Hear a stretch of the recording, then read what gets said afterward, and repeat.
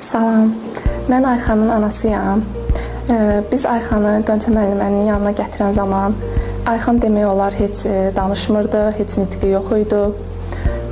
Sadəcə ata və ana bunu da ancaq deyə bilirdi.